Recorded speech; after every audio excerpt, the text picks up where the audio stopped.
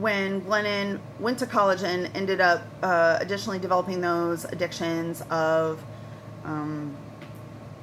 alcohol and drugs and sex, I don't think at that point she had completely lost any insight of what she saw of herself, what she saw of her ability to use anything that she may have learned in the mental institution, and basically just went on to further continue on down a path that she was lost. She didn't know where to go. She just kept going straight, and it became all she knew.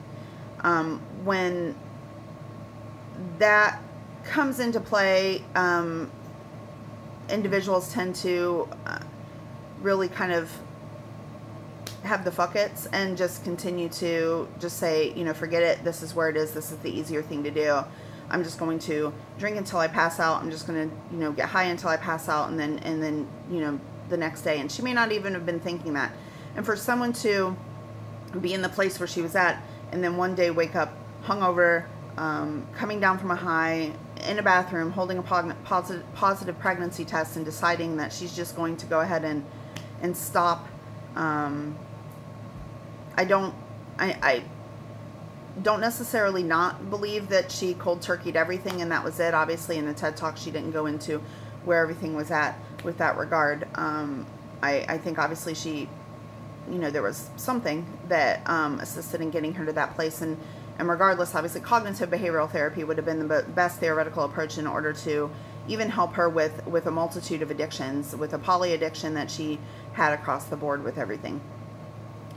The biggest, most important thing that I feel that she brought to the table, and from her website, from any of the letters that she wrote to individuals on the website, from her TED Talk, was really the biggest discussion about, you know, the living in a world of superheroes. Her comment, I felt like a loser in a world that preferred superheroes, was a surprising and welcoming comment, because I had never thought of it that way, and it really is kind of true.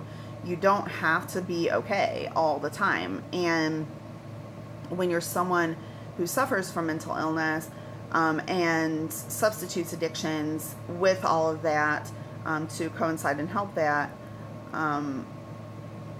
it's hard to believe that you can't be okay, because then in everyone's mind you're never okay, and all you want to be is okay.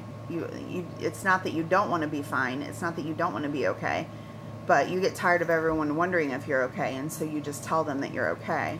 What you don't want is other people worrying about you, or even thinking that you're not able to function.